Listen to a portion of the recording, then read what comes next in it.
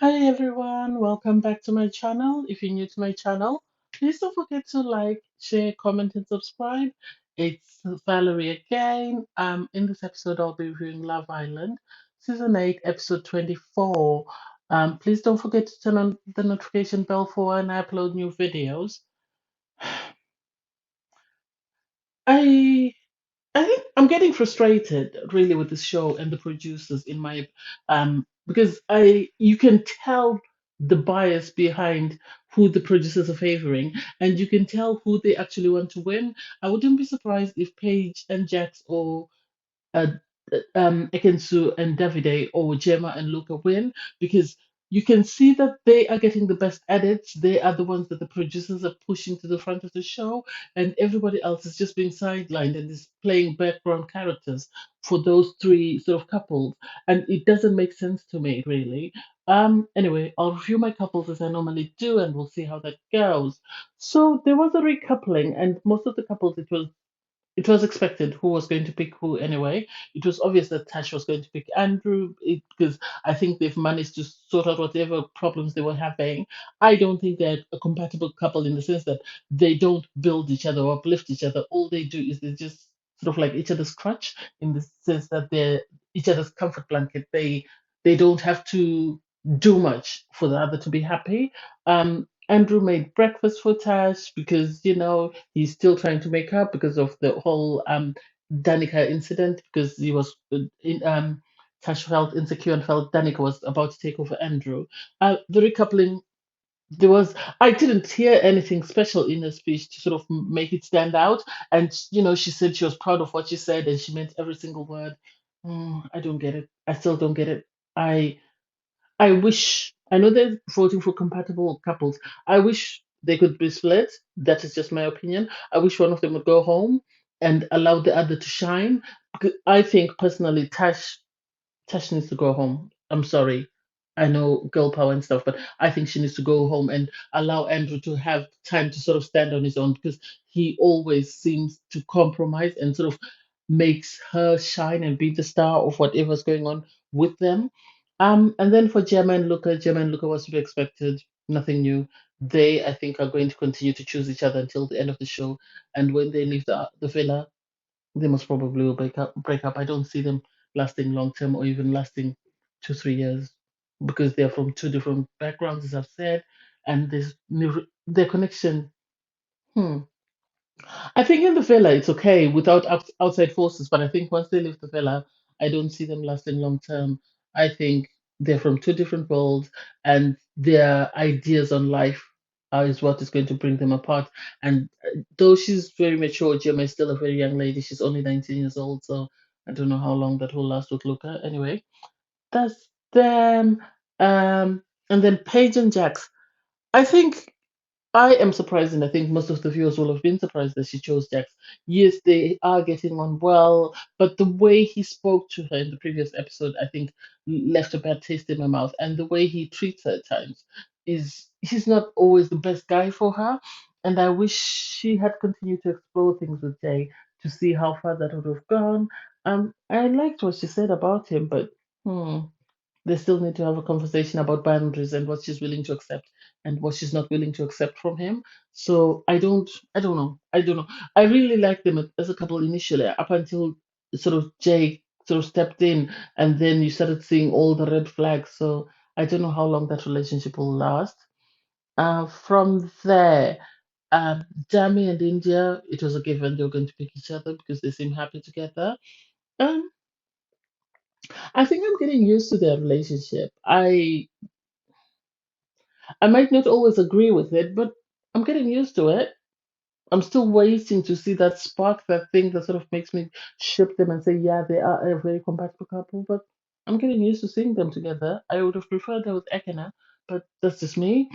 And then other coupling. I I felt the producers and the commenter were very unfair, even Antigone. I felt she was unfair to Danica because I think Danica and Ekin-su were in the same boat because after the other couplings had taken over, it was only left Davide, Charlie, and Jay. And so once Ekin-su, the producers made sure that Ekin-su chose first, and once Ekin-su chose, and they left out the three guys that they knew had been coupled up with Ekin-su for dramatic effect, in my opinion. So once that was everybody else was out of the way, they then gave Ekin-su the opportunity to pick first. And once Ekin-su had picked, Danica had no choice but to pick what she felt was in her best interest. And so I don't understand why everybody was sort of attacking her.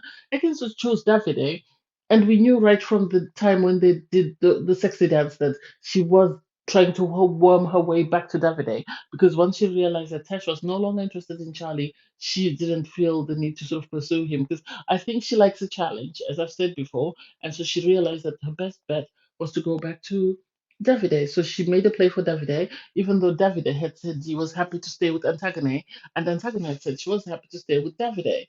So they chose each other. They're a dysfunctional pair. She was already commanding him about. Once the coupling had finished, she wanted him to cook her something. They sat down, had a conversation, and I like the fact that Davide was honest that just because we've recoupled doesn't mean I've forgiven everything you did before, and it's going to make me become a bit more cautious, which I like because she needs to know that it's not going to be an easy road. Once they were paired, that left Jay and Charlie and Danica and Antagone. Jay did have a conversation with Antagone, to Danica, and tell her that, I'm more into pursuing something romantic with um, Antagone, which to me doesn't make sense because why should there be boundaries placed on Antagone and yet everybody else doesn't have somebody coming up and whisper. Davide said he would have preferred to stay with Antagone, but Ekin-su chose him, and there wasn't as much a fuss as there was. I don't understand why there's a different set of rules for other people and certain people are always drawing the short straw. I think the producers were wrong for doing that because they should have allowed Danica to pick first, or if they knew that Antigone was that keen on having Davide or Jay, they should have given a first opportunity. But because they wanted all the drama that followed, that's why they made Danica choose first. And there's no way. I know Antigone was trying to say to Danica, Jay told you that he likes me, so maybe you should have chosen Charlie. And it's like, why? Why should she settle for seconds just because you want something?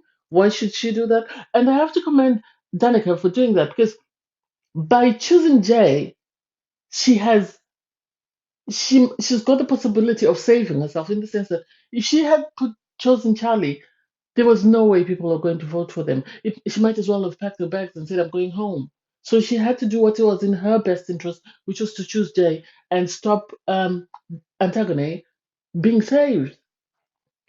Because if people don't like Charlie, then they are less likely to vote for Antagone and Charlie. So Danica did what was in her best interest because everybody knows that had they said, as they're voting for couples, Charlie and Danica would never have received votes. So she's hoping that Jay will be her saving grace. And in my opinion, that's why she chose him. And I think she should have said that this is why I've chosen him. But then it's not fair on her for her to be, everybody sort of antagonist throwing us being stroppy and sort of them telling Danica and India that, can you give us a minute because we need to talk? And it's like, why? What has she done? Why are you not doing the same to Ekin-su? Is it because Ekin-su is the more popular um, cast member with the producers or what?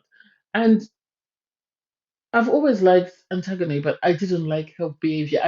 I think after a while she went back and she sort of tried to redeem herself with Danica, but it was too late. It's not like she's. It's one thing for Luca and Gemma to say, "Oh, we are a pair. We've been coupled for a long time." Antigone has never been coupled with Jay. We've never seen her have conversations with Jay, and Jay should have been honest and told Danica that I don't see any future. Yeah, he said he's more likely to be romantically linked to Antigone, but Danica should do what's best for her, and Danica's done what's best for her. She's tried to save herself from being sent home. I think they need to bring in new guys and girls because I think everybody's now very content and comfortable. They need to bring in new cast. That way, people may reshuffle and recouple with other people outside of the people that they were initially paired with. Anyway, that's my review. I was really pissed with it. Anyway, Thanks, guys, for watching. See you next time. Bye.